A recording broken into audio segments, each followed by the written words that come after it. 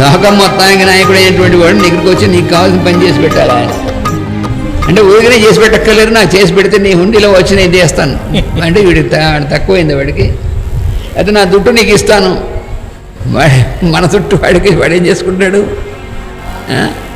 మా ఎవడో కోర్టులో కేసు వేసి 40 రోజులు సుందరకాండ పారాయణ చేశాడు ఆంజనేయ స్వామిని. నా కేసు గెలిపించాలి ఎవడి దగ్గర పెట్టుకొని. అదేమైంది, ఎవడు మీ కేసు పెట్టాడు వాడు హనుమంతుడు భక్తుడేట ఇప్పుడు. అందుకని వాడు కూడా సుందరకాండ పారాయణ చేస్తున్నాడు. మాస్టర్ అంటారు ఇప్పుడు హనుమంతుడు చాలా చిక్కులో పడ్డాడే, వాడిని గెలిపిస్తాడా వీడికి గెలిపిస్తాడా అని. ఏమి చిక్కులో పడలే అన్నారు.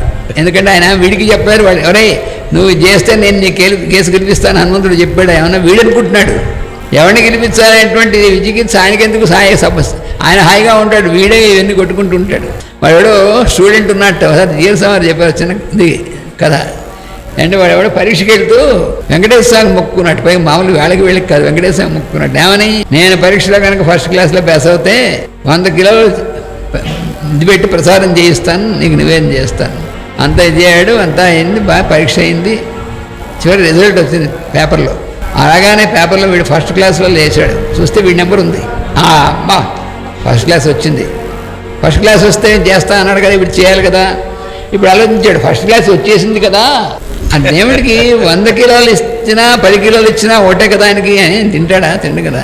కాబట్టి 10 కిలోలతో సరిపెడతానులే అనిపించింది వీడికి. అందుకని 10 కిలోలు చేయించి సమర్పణ చేసాడు. దేర్ ఎండ్స్ ది మ్యాటర్ అనుకున్నాడు వాడు. తర్వాత వీడికి ఏమైంది, మార్క్స్ లిస్ట్ వచ్చింది. వచ్చి చూస్తే ఫెయిల్ అయ్యి ఉంది మార్క్స్ లిస్టులో. అదేమిటి అని వీళ్ళు ఎంక్వైరీ చేస్తే పొరపాటు ఏంటంటే వాడు పేపర్ అచ్చు వేసిన వాడు పొరపాటున వీడి నెంబర్ ఆ పైన వేసాడు. వీడు ఫెయిల్ అయిన వాడి నెంబర్ పడింది అందులో, ప్రింటింగ్ మిస్టేక్ అది. అమ్మని దెబ్బలేకంటే ఆవిడ చెప్పారు, అరే నీకేం తెలియదేటుంటే నేను సృష్టించిన భగవంతుడికి ఏమైనా తెలియదేటుంటావు, ఆయన నువ్వు ఇచ్చిన ప్రసాదం తక్కువైపోయినా అర్థం కాదు, నీకు పాఠం చెప్పడం అది కూడా ఆయన ఏం చేయలేదు, నువ్వే చేసుకున్నావు. భగవంతుడితో మనం ఇలాంటి పని చేస్తే ఆయన వ్యాపారం చేస్తావు నువ్వు. మనం అన్నీ మనమే వేసుకుంటాం ముళ్ళ, నేను ఆయన చూస్తూ ఉంటాడు.